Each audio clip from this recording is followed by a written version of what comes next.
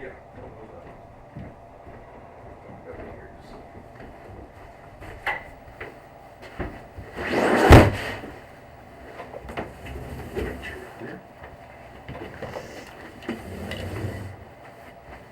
Okay, what I basically want to do, my clock is absolutely an hour and 5 minutes behind. So it's what, almost 5:02. Right. Basically what I want to do is just go back.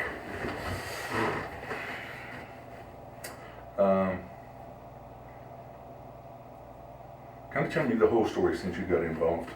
And Okay. let's just do that, and then we'll work our way down to the final event. Just kind of from the beginning, Yes, when I yes. know that she first started kind of stalking him. Yeah. Or, well, let's see. I met Paul, or we started dating last July, Mhm. and I guess it was Now, let me go back. First off, for the purpose of this Uh-huh. interview, your name is Amy, Amy Michelle Fisher, okay, and your date of birth is, and 4571, your current address is. 2 Kings Highway, Apartment E. All right, thank you very much. Now go ahead and proceed. Okay. I guess it was about 2 months into our relationship, he started getting these phone calls. And when was that? I guess that would have probably been about September of last year. Okay. Just repeated phone calls from her, and she would leave these long messages and then immediately call back, leave more long messages, and he just ignored it. This is a cell phone call? This was cell Cell phone. phone. hmm And how to get her cell phone? Or how did she get his cell phone? Well, you'll probably want to ask him about that. Oh, and From I'll what I let- understand, she did get in contact with him a little over a year ago, and they had like a phone relationship, and he Okay. said things started getting kind of weird, and he cut it off. And didn't hear from her for a long time, and then she started in with these just incessant phone calls, and I was there witnessing a lot of them, and she would just spout off just random things, just ramble on and on and on about back when they were in college and when they dated back in college, or things like that. Didn't really pay that much attention to it until it started getting so bad that he literally had his phone number changed. Well, then he starts getting emails, email after email after email. Just, you've read some of them, they just Mhm. didn't even make sense. He's blocked, I think, 2 or 3 of her email addresses, and she would just keep changing her email address and continue emailing him. Well, we hadn't heard from her in a long time until, I guess it was right after it was about a month ago. He said, well, she's emailing me again. He would just delete them, and we just weren't really paying that much attention to him until a couple of weeks ago. I got into his email and I was like, I just want to read some of these, and I'm glad that I did, because she said, I'm coming to Arkansas, I didn't think much about that until the next day there's an email saying I'm in Tennessee. And I was like, surely not. And the next day she's like, I'm in Arkansas and I'm going to be at the Crescent Hotel tomorrow afternoon at 4:30. And that's when I told Paul, I said, hey, I've been reading your emails and that girl's in Arkansas. He was like, what? And I showed them to him. I said, I think we need to be a little concerned about this. She's driving all this way. I said, how about you and I go to the Crescent Hotel, meet her up at the Baker's Lounge like she says she wants, and just kind of put this to rest. Maybe she'll realize that there's nothing between y'all. He hadn't even laid eyes on her in 10 years. And, well, of course we get there and he says, I don't want to go in. He goes, you go in, get her and come out here. I said, okay. So I went in there and I just introduced myself as a friend of Paul's. I said, my name's Amy, I'm a friend of Paul's. I said, he's willing to talk to you, but he's out here in the parking lot if you want to come outside. And she just was like, okay. She didn't say anything to me when we were on the elevator ride down. I think she did make a comment that I was overweight or something like that. I just kind of laughed at it. What time was this that you got to the Crescent? It was after 8. It was after dark, so I know it was like after 8 o'clock or so. Because he and I had been out. We'd been to Fayetteville all day long, running around doing errands, so it was kind of late when we got back in. And, we no more got to the passenger side of the truck. She said something to him. I didn't hear what she said. He responded back, and the next thing I knew, she just grabbed me by the back of my hair and pulled me down. And I was totally caught off guard. And I kept feeling something stinging me, and I thought she was biting me. That's the first thing that came to my mind. Well, Paul jumps out, pulls her off of me, and I guess that's when she turned around and got him in the face. And he started running from her and says, Amy, get up, get in the car, and call 911. And that's when I got up and realized I was really hurt. And I called 911. I don't even know what I said. And the next thing I remember is just waking up in the ambulance in really, really bad shape. So you lost consciousness? I was kind of fading in and out Okay. until they got me on some oxygen and got me all stable and everything. Yeah, I lost a lot of blood. And that's pretty much Was the there gist of it. any physical conflict between you and her on the way to the truck? Anything that would indicate No. pushing, shoving, you know? Not at all. We were, like I said, she did comment that I was kind of fat on the elevator. That was in the elevator. That was in the elevator, but she was, she just stood there and walked right along beside me, and neither one of us really said anything to each other at all. I'd never laid eyes on the girl before in my life. I knew what she looked like, though, because she had sent a lot of videos and pictures of herself to Paul Oh, she on the did? internet, too. Mm-hmm. Were any of those kept? I don't know if he still has those Oh, or not. that's A lot of those are from a long time ago. But you personally didn't view any of those? I did Oh, you view did? those. A long time, when she first started the email stalking. I see. And, oh yeah, he only sent you a part of what she has sent. I Really? mean, there was, of course he didn't save all hundreds of emails that he's gotten from her. And this started back January last year, I think? The phone calling started back, I would say about August or September of Okay. last year. And then the email, and it would die down. You wouldn't hear from her for, about a month, and then she'd come with a new email address, emailing him again. And you said she changed how many times? I know that he's blocked 2 or 3 of her email addresses. Okay. And he can probably tell you specifically more about that. But, So you've never seen this woman before until that day, right. around 8 o'clock at night. Mm-hmm. You go in and, now, kind of go back to the bar with me. Okay. And this is Dr. Baker's Lounge, right, Mhm. in the Crescent Hotel. Mm-hmm. You go in there, and what is she doing? She was actually getting up from a table. Okay. She'd been sitting there at a table. I don't know how long she'd been there. And I was real friendly to her. I just walked up to her and I said, "Hi, are you Lauren?" And she said, "Yeah." And I said, "Well, my name's Amy. I'm a friend of Paul's. And he's out in the parking lot. He's willing to talk to you if you'd like to come out." Did she with say me." anything then at all? No, she just kind of had just a blank look on her face. Just no expression. Just kind of like, okay. So you're the only one doing any talking right now, Mm-hmm. or at that point. Mm-hmm. I do remember now looking back, she had her hands in her pockets the whole time. Was she intoxicated at that point? Or could She you didn't tell? seem to be intoxicated. She may have had, I want to say there was a drink sitting Mhm. there on the table. She may have had a couple drinks, maybe, but she didn't seem intoxicated. No indication she wasn't stumbling around, No. acting. She wasn't goofy or belligerent silly. or anything like that. She was, Okay. No, she Very didn't show any focused. anger or no, any emotion it at all? was really odd. It was like no emotion. okay. I remember thinking that. She just had just this blank look on her face. So you walk to the elevator. Mm-hmm. Any conversation to the elevator before the fat comment? Anything just No, other than I may have made some small talk with her. I really don't remember a whole lot. Mhm. I was just kind of like, "Well, Paul's out here." And at that time, we stepped on the elevator, and she kind of looked at me, and she said, "Well, you're kind of fat." And did she seem excited about Paul being in the parking lot? No emotion about that? She seemed very, I want to say maybe just kind of on a mission. Did she ever ask you why you were there and not Paul? She didn't ask me. I'm pretty sure that she asked Paul. I think that's what she said to him when we got out to the truck. "Is this your girlfriend?" And I think he said yes, and that's when she went to hold me down. I believe that's how the conversation went there. She didn't ask me. And like I said, I just introduced myself as a friend. So you walk to the truck. Now this is the dark end of the very far end of the parking lot, right? Mm-hmm. And you walk into the truck and you're walking side by side, Mm-hmm. one in front of the other, or how? She was walking to my left. We were just walking side by Then you side. went to the truck, and which side of the truck did you approach first? The passenger side. Okay, so you went around to where Paul was at, Mm-hmm. on the passenger side. Mm-hmm. Was the door open or closed? Pretty sure it was closed, but the window was down. Okay. So you're standing there talking, and then all of a sudden she grabs you? I mean, it happened like that. As soon as we walked up to the truck, that's when she asked him, I guess, if I was his girlfriend. Okay. He said yes. So you think that prompted the conflict at that point right there? Mm-hmm. When she got confirmation that yes, you were the girlfriend, Mm-hmm. That's when Then- she went to pull my hair out. then everything was on. Yeah. Okay. And then next thing you know, you think she's starting to bite you, and then you see.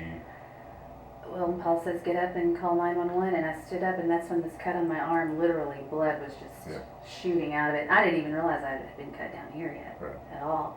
And I ran around and got into the driver's side of the truck and grabbed his phone, called 911. I couldn't tell you what I was saying on the phone. Okay. And the last place you remember being is where? Well, in the hospital, but you mean before I got to the Yeah. hospital? Yeah. I kind of remember there were some people there, I think, that had tended to Paul up on by the hotel, and some people came down and got me in the back of the bed of his truck. I kind of remember laying there for a little while. Then the next thing I knew, I was in the ambulance, and they were cutting my clothes off of me. Did you see this girl leave? I didn't see her leave. Okay. I At was that point, you passing weren't out paying at much that attention to her because I was kind of you were fading out. obviously okay.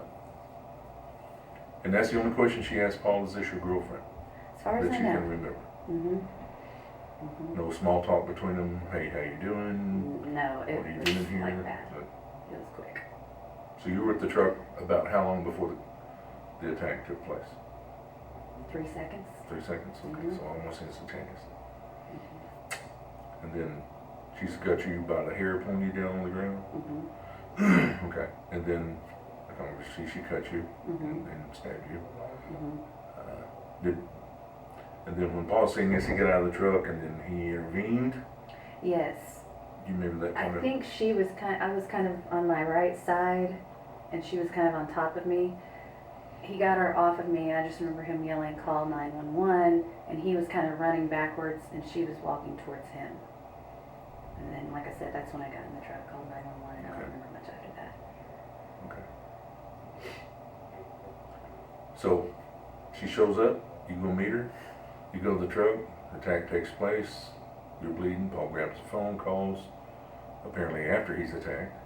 I called. You called? 911. Okay, you did, okay. Yeah, he's running from her, yelling at me to call 911. I see, okay. And that's when I ran in got in the driver's side of the truck and called Okay, 911. that's where all the blood came from on your side. Right, and then he was heading up towards the steps of the hotel, I guess, where it was more light, and getting her away from me. And then, like I said, I don't remember much. I think he did see her leave, so you'll ask him about that.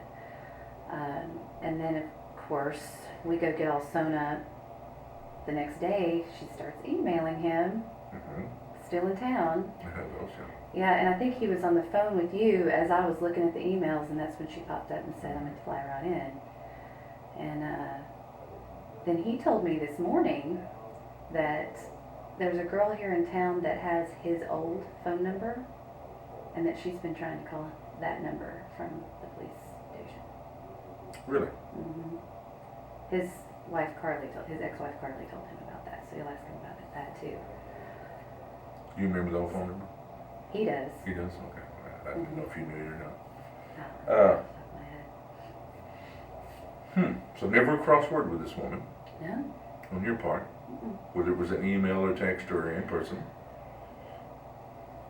One time, gosh, I guess it was about 3 weeks ago, when I first started reading the emails, I did email her. I responded to one of them, and I was just saying, like, I was actually trying to tell her, you don't have to be this way, you're better than that. I'm sure you can find a nice guy. You're a pretty girl. You're in college. Paul's not the one for you. You need to get on with your life, And she just emailed me back and told me to stay out of it. Okay, let's go through some of the content of these emails and texts that you actually seen. Okay. Kind of go through those for me if you would, and be as detailed as you can about them. Okay. They were very, very repetitive. A lot of it didn't make sense, but the gist of what I got from most of them, she was saying things like, you're my husband, your ex-wife had a lot of horrible things to say about his ex-wife and his ex-girlfriend, Leslie.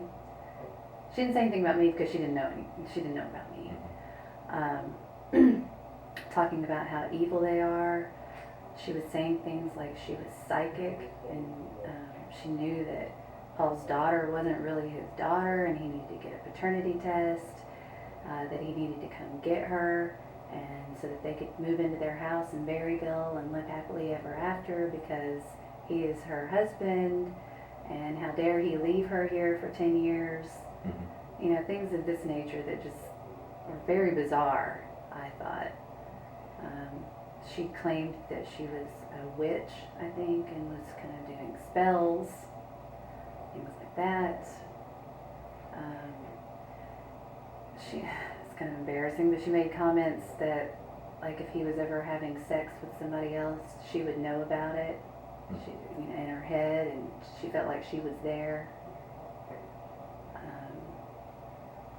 She just Think about an impending attack, or the wanting to attack someone or wanting to hurt someone. What? She said things like if she ever saw him or if she ever knew that he was with somebody else, she would kill her, him, and herself. I just thought she was being dramatic. You know, I do admit it was pretty naive and probably dumb the way that we handled it, but we didn't mean any harm. We thought we were going to try to help this girl. Was there any talking about weapons? Her having weapons of any sort? On a person who wanted to use them or could use them? Any talk about weapons at all? He asked him about an email that he read this morning. He went back and read some of them, and I think when she was on her way here, she was trying to apologize to him for being so psycho and mean in her emails, and that she promised that she wouldn't bring her gun with her, but haha, she did have a small samurai knife, so be good, something like that. Okay. And he just read that one to me this morning. But you didn't see him personally? No. Okay. It got to where I just didn't even read them into that detail because they didn't make sense. Okay. Had he ever talked to you about her at all? No, not until she started the phone stalking. And I was questioning him, going, you've got to be leaving something out. What happened between you and this girl for her to be this obsessed with you? And he says, literally, Amy, we just kind of dated in college. We weren't even serious. She lived below me in the dorm. We hooked up a few times. That was it. And, That was it? yeah. And Wow. believe me, I kept questioning him about it because she was so obsessed with him, you know, and he just insists that there was nothing more to it than that. I believe him. Okay. Anything else about the whole situation? I mean, it's... No, that's okay, let me go back and tell you one thing that I was told. Okay. There is some accusations of you attacking her in the parking lot, pulling her down by the head and getting her down and getting on top of her, and that was why the knife was pulled out to defend herself. No, Okay. that is completely false. Completely. She grabbed me by the hair of the head and pulled me down. I was not looking for any kind of confrontation whatsoever. I wanted to put this thing to bed and send her back to North Carolina and stop the emails and the phone calls. Okay. So that's it? That is it. Okay. Anything else you can remember?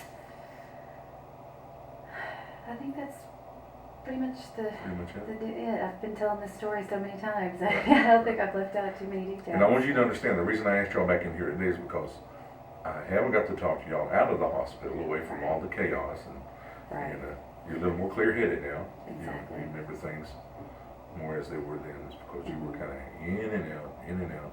Right. Yeah, no, I'm glad to talk to you a There little was bit 40 clear-headed now. people in that room trying to talk to you Right. We were and get a clear pretty statement. sick that night. Yeah, So. yeah, you were. Okay, what I'll do is I'll get you a chair, and I want you to stay here as I talk to Paul. Okay. But try to keep your comments to minimum unless I ask you something, because I actually be interviewing him, okay? Okay. Okay. Get you a chair. Okay.